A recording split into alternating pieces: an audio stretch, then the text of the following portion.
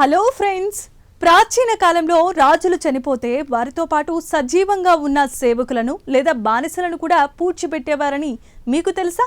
కొరియాలో 1500 ఏళ్ల క్రితం నాటి ఇమ్డాంగ్ జోయంగ్ సమాధులు ఇప్పుడు అంతు చిక్కని నిజాలను బయటపెట్టాయి.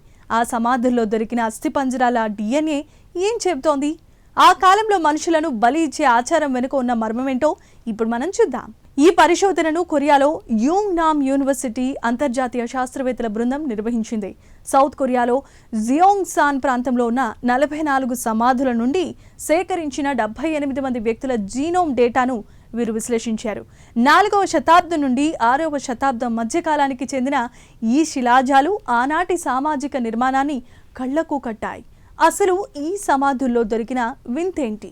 ప్రాచీన సిల్లా సామ్రాజ్యంలో సున్జాంగ్ అనే ఒక భయంకరమైన ఆచారం ఉండేది. అంటే ఆ రాజ్యంలో ప్రభువులు లేదా ధనిక వర్గాల వారు చనిపోయినప్పుడు వారి అంత్యక్రియల్లో భాగంగా రక్త సంబంధికులను, బంధువులను, సేవకులను బలి ఇచ్చి వారితో పాటే సమాధి గదుల్లో పూడ్చిపెట్టేవారు. కొన్ని సమాధుల్లో ప్రధాన గదిలోనే యజమానితో పాటు ఏకంగా 5 వ్యక్తులను బలిచ్చి పాతిపెట్టిన ఆనవాళ్లు దొరకటం శాస్త్రవేత్తలనే ఆశ్చర్యపరిచింది. DNA విశ్లేషణలో మరో షాకింగ్ నిజం కూడా బయటపడింది. ఆ కాలంలో కేవలం రాజవంశీయులే కాదు, సామాన్య ప్రజలు కూడా సొంత రక్త సంబంధికుల మధ్య పెళ్లిళ్లు చేసుకునేవారని తెలిసిందే. తమ హోదాను, సంపదను బయటికి పోనివ్వకుండా ఉండటానికి ఈ ఆచారాన్ని పాటించేవారని శాస్త్రవేత్తలు గుర్తించారు. బలి ఇవ్వబడిన వ్యక్తుల DNAలో కూడా ఈ రకమైన పోలికలు కనిపించడం గమనార్హం.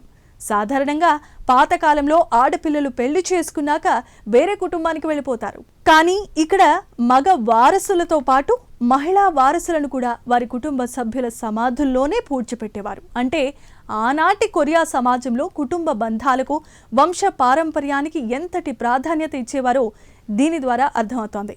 మరి యజమానికి బలి ఇవ్వబడిన వ్యక్తులకు మధ్య ఉన్న తేడా ఏంటి? ఐసోటోప్ పరీక్షల్లో యజమానులు మంచి పౌష్టికాహారం తిన్నారని, బలి ఇవ్వబడిన వారు సాధారణమైన ఆహారం తిన్నారని తేలింది. కానీ జెనెటిక్గా చూస్తే వారిద్దరి మధ్య ఎటువంటి తేడా లేదు. అంటే ఒకే వంశానికి లేదా ఒకే ప్రాంతానికి చెందిన వ్యక్తులని సామాజిక హోదాను బట్టి బలి ఇచ్చేవారని శాస్త్రవేత్తలు నిర్ధారించారు. చూశారు కదా, 1500 ఏళ్ల కిందటి కొరియా సమాజంలో ఎంతటి వింత ఆచారాలుండేవో.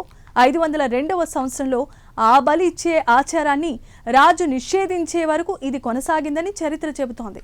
DNA ద్వారా వెలుగులోనికి వచ్చిన ఈ చీకటి రహస్యాల స్పెషల్ స్టోరీ మీకు నచ్చిందని మేము ఆశిస్తున్నాం. దీనిపై మీ అభిప్రాయాలను మా కామెంట్స్ ద్వారా తెలియచేయండి. వీడియో నచ్చితే లైక్ చేసి మా ఛానల్ని సబ్స్క్రైబ్ చేసుకోండి. Thank you.